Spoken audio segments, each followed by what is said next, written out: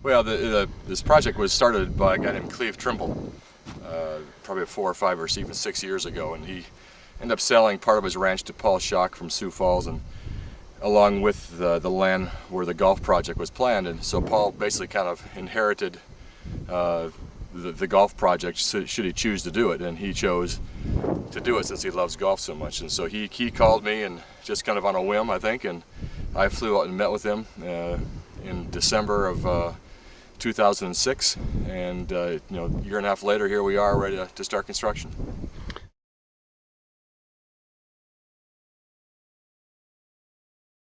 Well, the routing obviously is the most important part of the whole process out here, in my opinion. And it was a year and a half in the works to this point, and we're still making adjustments.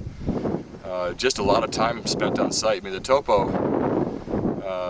There's just so much going on out here that the topo, can be of some help, but it really doesn't give you the real picture. I mean, all the little subtle nuances of the slopes and the topography, you need to actually walk the site to understand it. And so Chris Brands and I have just spent days and days and days and days over the last year and a half just out here walking and staking and putting it on paper and going back home and strategizing and trying to connect the dots, and then coming back out here and checking to see how it works. And most often it was good but not great, and just bit by bit we just got it better and better and better to the point where now we feel very confident that we have 18 superb golf holes.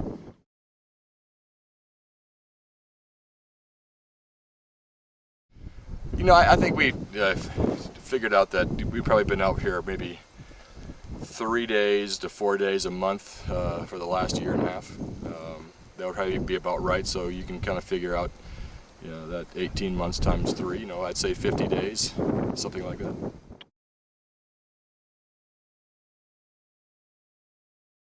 This is one of these places that I walked onto the very first day that I came here, and actually saw it from that angle coming this way. And then as we ended up walking back and looking at it from the other direction, this to me felt almost the most like Irish and Scottish links golf of any golf hole on this whole golf course.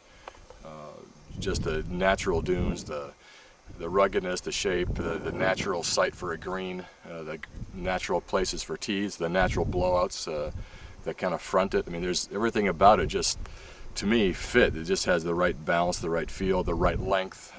Everything about it is something that I fell in love with.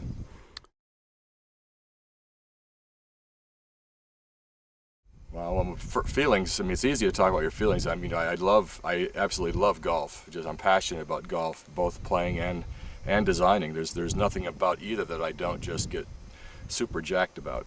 I love to work on my game. I love to compete, and I love walking off the course and thinking about designing golf courses. And I look forward to trips to Valentine, for example, every bit as much as I look forward to going to the British Open.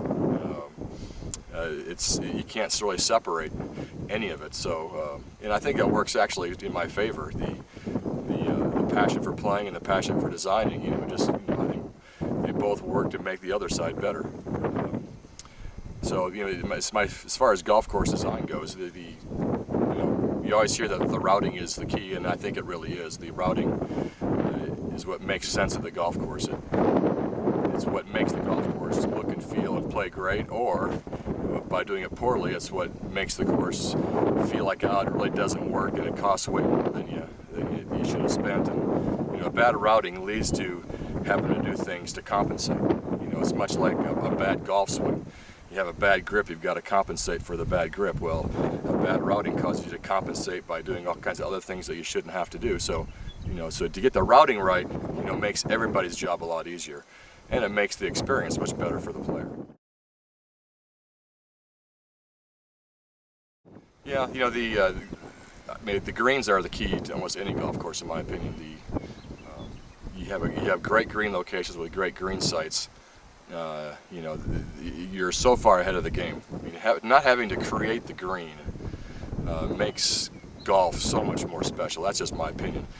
So I love Shinnecock. I think Shinnecock is fantastic, and they've got great greens out there, and they're for the most part extremely natural. St. Andrews is probably my second favorite place to play, and what can you say about St. Andrews? There's nothing manufactured about that course at all. So the golf courses with the really natural green sites, with the drama around it, are what appeal to me. So, you know, there are the aberrations. I mean, you have, of course, like Pinehurst #2, which is completely manufactured to the most part with the greens, but you know, it took a genius to do it. So there are you know, more than one way to skin a cat.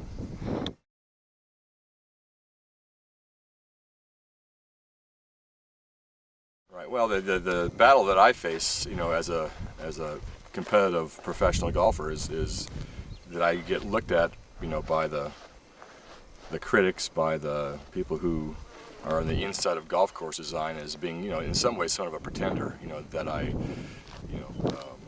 that I must not be involved. I must not be passionate. You know, I'm probably just going to lend my name and, you know, kind of be there for the grand opening and for the first shovelful that gets dug out, and that's about it. And you know, it couldn't be further from the truth. You know, so I guess this is a great opportunity for us to kind of prove, you know, to ourselves, to our team as a group, you know, that we're capable of taking a great piece of land and enhancing it in a way. Because I think great golf does do that. Great golf does take a great piece of land and basically kind of enhances it. It's like putting the right dress on a beautiful woman. You know, it's like it just makes it so much better, even better than it was. So, you know, putting the golf course in the right place, you know, is a great testimony to probably your skills as a designer. And so, you know, I'm quite proud actually of what we've done so far here. I feel like we have a routing that's extremely good, and it's a routing that kind of makes it easier for the rest of our team to come out and shape and build and to do it right. And I think the owner at the end of the day would be very, very happy. And you know, if he's happy and people love to play it, you know, then I'm happy.